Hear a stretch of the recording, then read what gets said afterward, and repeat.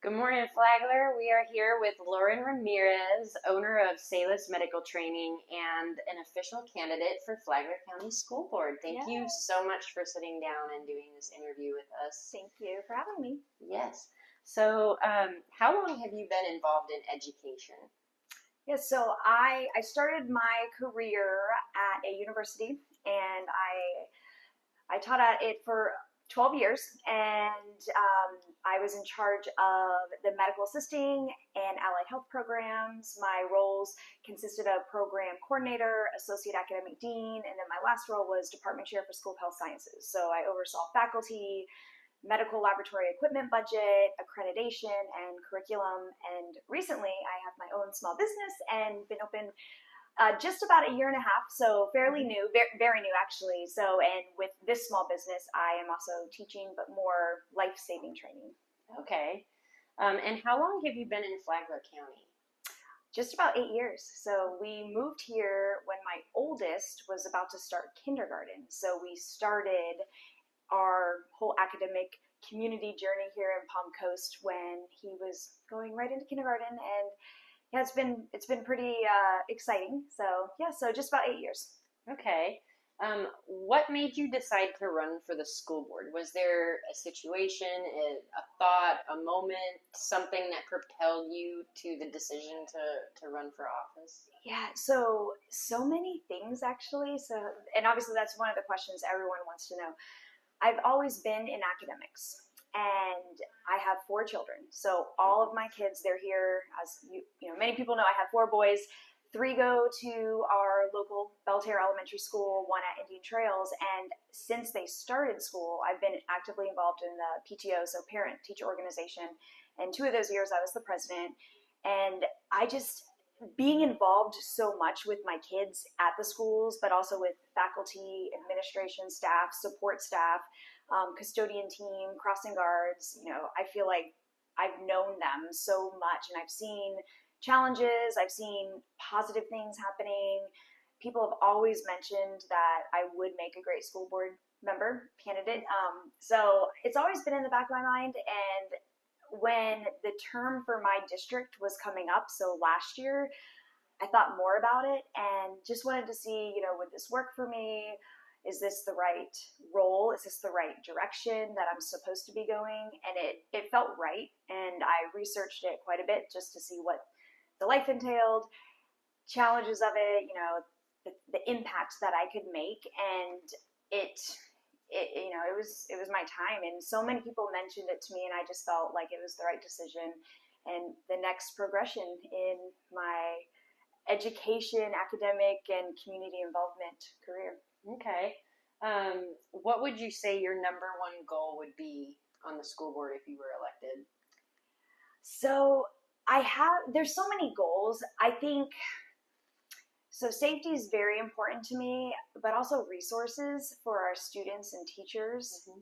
And I think a goal would be for me to advocate more and continue advocating for the kids and for our faculty staff, support staff, but that all involves things such as resources. So any type of academic resources, but community resources, and then safety is going to always fall in there too. So I'd have to just say two: safety and resources, if I can.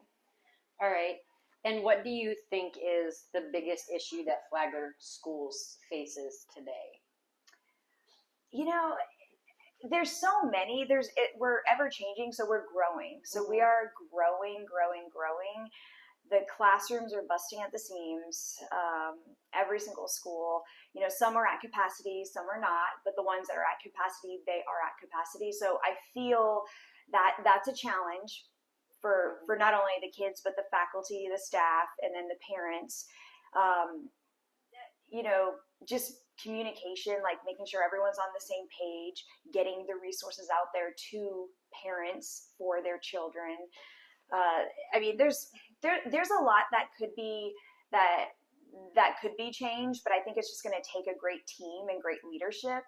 And I really feel that with my leadership skills, my background, that I could provide that leadership to the school board team to work with them as a team, but also with community members, parents, and even kids, like learning from the kids, hey, how can we help you, and putting it all together.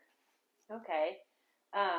So since you mentioned safety a few minutes ago, I think everybody knows that we had at the end of the school year a really rough couple of weeks with all of those calls. Specifically, it seemed to be clustered to Buddy Taylor, but other schools like Old Kings and a few of the others, and even some private schools were thrown into that mix. And there was a lot of security issues. Not so much that, but just potential threats to the schools. Do you feel like everything was handled appropriately? And going through all of that, knowing you have kids in the school system, would you have liked to see anything different when all of that was happening? Yeah, so what happened, that definitely was unfortunate. And I do fully support what our sheriff did, our superintendent. I don't think anything could have been done differently. To be honest, they acted fast, and they always will, and they always have. So I feel they handled it the way it should have been. And as a parent, I get those calls, those messages, and I'm like, wait, what is going on? So I feel like it was handled the way it should have been. I wouldn't have changed anything different. And, across the state, it was happening, the swatting calls. But again, every single threat is taken to the max, because it should be.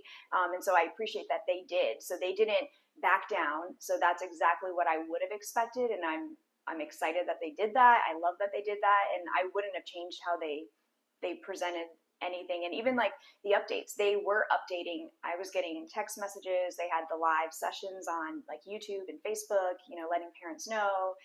So I think they handled it the way they should have. Okay.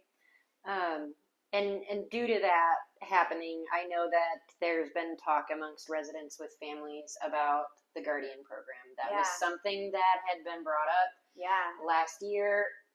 It was tabled because they did not have consensus on the board to continue moving forward with it.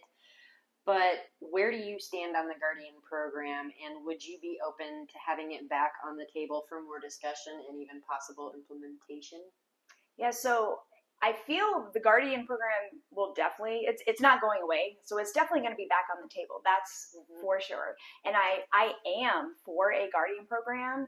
However, the program that they didn't choose last year, it was a completely different type of program. So, the consensus of like what they were going to pick, I believe the one, it was, undercover, they weren't uniformed officer guardians, I should say. So I definitely am for a Guardian program. However, only if it was under full control of our sheriff's department, which from my understanding and like from the current, like the previous Guardian discussion, they were totally on board of guiding it. And some counties, those sheriff's departments wouldn't guide it. So our Flagler County sheriff said that they would like be in control. So I would be for it as long as our sheriff's department was in complete control and everything was done the most safest way for our kids, for our faculty, for the anyone on those campuses. So there are different options of the Guardian program. So I would be for a Guardian program as long as our sheriff's department was in full control and it was the safest route. Okay. And since we're on the subject of safety, it seems like every budget year, the issue of SRs, safety resource officers, comes up during the budgeting, because currently Flagler Schools gets assistance from the county to pay for those SROs in all of the schools.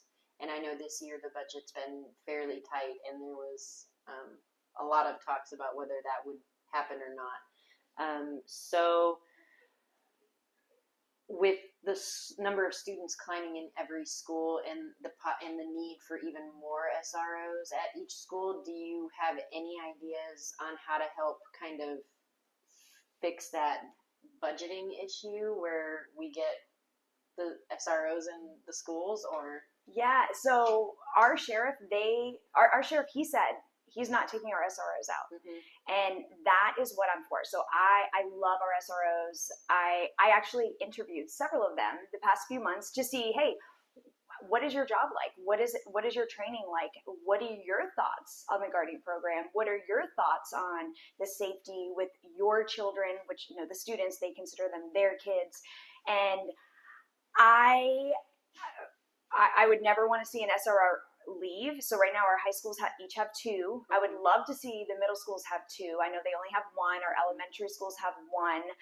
A lot of the counties that are not here, that have guardian programs, they don't have funding at all for SROs at their elementary school level or charter school level, because they're so much larger, like extremely, like a lot larger than our county. So we're fortunate that at this time we are set up for success to have those SROs, and our sheriff has stated he's not taking them away. So I would never want to see them taken away. Budgeting wise, if we grew to a capacity where, it made sense, then we would have to look at other safety measures. And, the guardian program that was brought up, I'm sure that's going to be put back on the table. It's being talked about quite a lot, but there's also other safety measures that could be done too. I think just in addition to additional security that could be talked about. So different technology safety measures or different trainings for faculty and staff. So just one example, if after classes, teachers maybe stand outside their doorway. I remember when I was in high school, that's what all the teachers did. They stood outside their doorway, students walking back and forth, that's one type of safety measure. But there's a lot of different other safety measures that could be looked at, different training for, better training for faculty staff. So I would love to support any type of safety training that may benefit our kids and faculty staff to keep them safe. And I would not want to see any resource officers go away. So if anything, I would love to see how could it be budgeted to increase them. And again, the budgets change, and the more I learn more about that, I would love to see how we could make that happen. And I know a lot of residents have said they'd like to see it, a little bit, at least two in all of the elementary schools. And some people even have said that there really should be three in each high school. I think the more the better for sure. And I'll tell you, so I sat down with different resource officers, and they are trained very well. So they don't even think twice. So, the tools that they have now, imagine, if something were to happen, at the click of a button for the resource officers, every single Flagler County police officer would be at that campus 3 minutes or less. So maybe faster, they said. So they have a lot of training, and they do feel very confident with what they have now, the tools they have. But bringing on more would obviously be better. But from what I have heard from our resource officers, they feel pretty great about their training and everything that they continue to do with each other as a team, and just get better and learn better with safety measures. Okay. And one of the other issues I see a lot of parents talking about, especially in different parent groups, is the transportation system. Oh, our buses. Yes, the buses. I know last year there were a lot of parents who were stressing about transportation because buses would be late, they'd be overcrowded, they wouldn't have room. Kids were sometimes getting off at the wrong bus stops and not being caught. Do you have any plans or ideas on how you can take our transportation department at Flagler Schools and make it even better than it is? I think just communicating with the transportation team, and also hiring. So we know that hiring has been an issue. It would be great to have more teachers, more bus drivers. So that would be something to implement. Let's have more hiring fairs. And I know they're doing the best they can, but again, if something isn't working, let's try a different route. So I would just propose, hey, let's try different opportunities, different types of career fairs to get more bus drivers in. Look at the budget on, do we have enough buses? I know that they have purchased buses, and, so they are trying. And, with kids being overcrowded on the bus, just look at the laws. Hey, how many kids are really on this bus, and how many safely can be on this bus, and just making sure that we're following those guidelines. And if we're not, we need to be. So just seeing what are we doing right, and stuff that maybe isn't working, what can we do to change it, and just communicate and talk talk about it, bring it up more, and just come up with a plan, put it on the agenda, and then solve it. Don't just put it to the side and forget about it, because it's not going to solve its own problem. Yeah. I'd actually heard a couple of residents talking about how maybe there should be a career program offered at the high schools where kids can get their CDL licenses as during their senior year, so they can graduate and become a driver. Yeah. Actually, I mean, I'm so for any of those, like the Diploma Plus programs. So that also could be an opportunity. And I'm wondering, the CDL, I'm wondering if you need the CDL to drive a bus. I haven't checked on Yeah, that part I'm not yet. I know quite there's training sure. involved. Yeah, I have to look more into that. But they do have a program at FTC for the truck driving. So it'd be great to have a program within our high schools for bus drivers. I mean, that is definitely a great career path. I mean, their hours are great, but it doesn't work for everybody. But that's an opportunity to add on to the table of different high school opportunity programs, Diploma Plus programs, to see what can we do, and just recruit more people. Like just recruit, because we need them. We're not going to stop growing. So with more kids, we need more buses. So, but I feel just communicating about it and just continuing to talk about it and bringing it to the table, like on the agenda, and just discussing it, and then solving the problem. Like not just complain about it. Like, hey, what can we do to solve this problem? And then try to do it. Okay. I want to bring up the report from every year. I'm sure you know that U.S. News puts out their annual report on all of the different schools. And when it came to the high schools, FPC had gone up in its ranking in Florida from 344 last year to 300 out of all those schools that they've ranked in the state. And Matanzas went up to 302 from 318 last year. So do you have any plans on how you can keep that upward momentum going as far as academic excellence in Flagler County, and how we can keep our schools on an upward trend? So I think what I just talked about, the Diploma Plus program. So adding on any more career path, trade school programs built within, the more the better. So it's going to keep kids, these students, occupied, excited about, being in school, learning. They're going to learn something, like something, and then maybe continue with it, which may also help with graduation rates.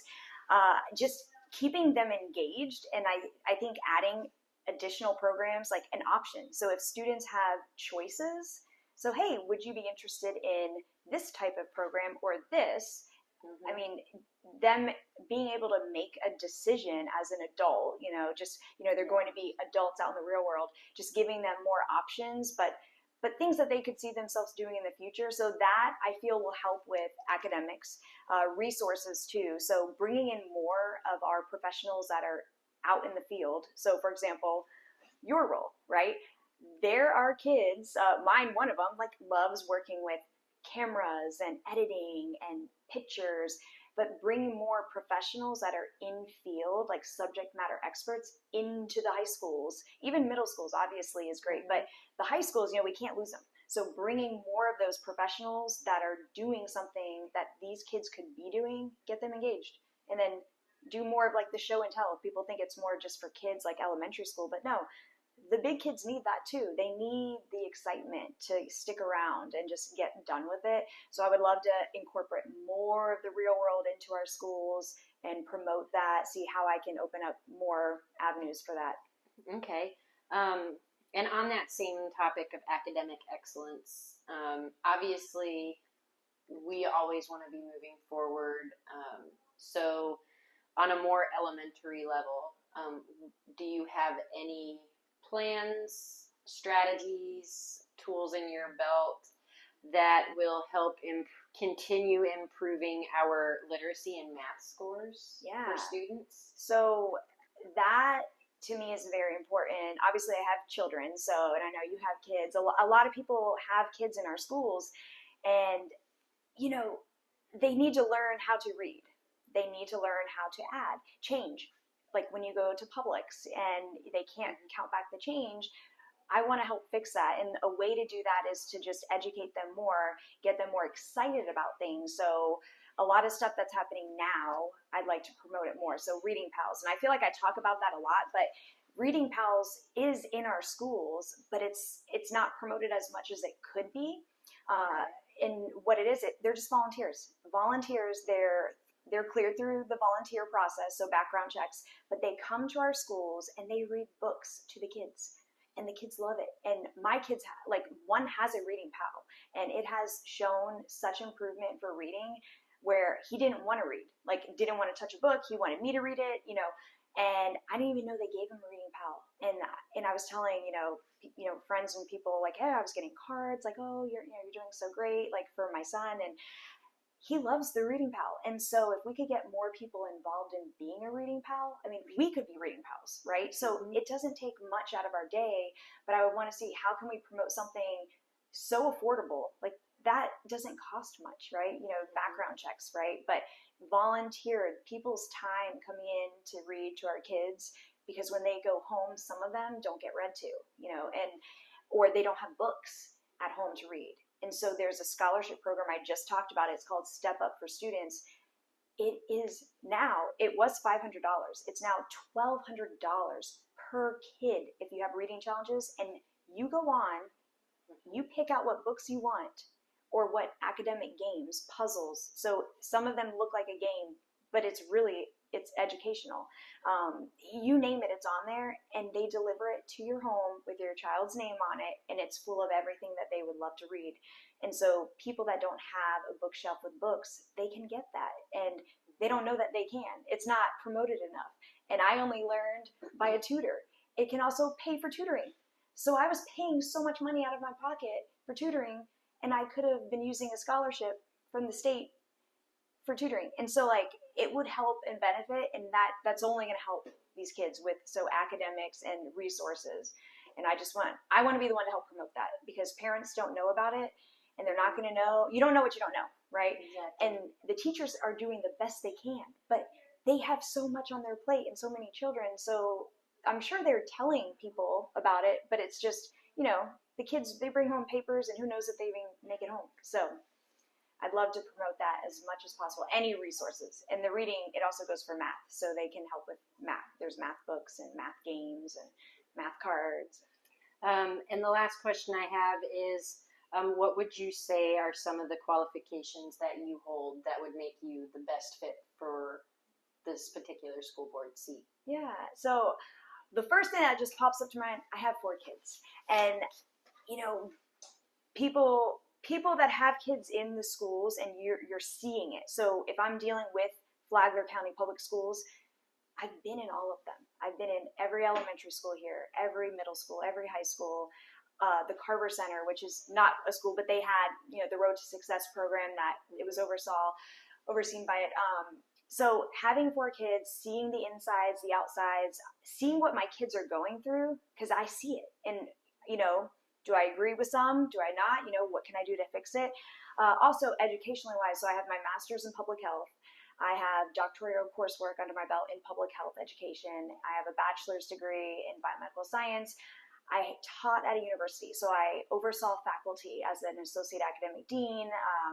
I worked with accreditation team. I built curriculum, and a lot of that is it's all bundled. So within me, it's all like academics. I love it. I breathe it, and I want to see what I can do to fix things, but also there's things that are working. So everything we can make better. So whatever I can do to make it better, I would love that. I love my kids. I love interacting with the other faculty, the other kids when I'm volunteering there, and it just feels right. And I feel like everything that I have worked so hard for in my life, this is it. Like, this is gonna help make things even out. Okay. Well, thank you so much for sitting down with us. I appreciate it. You'll be able to watch this video on Facebook and YouTube, and thank you so much for watching.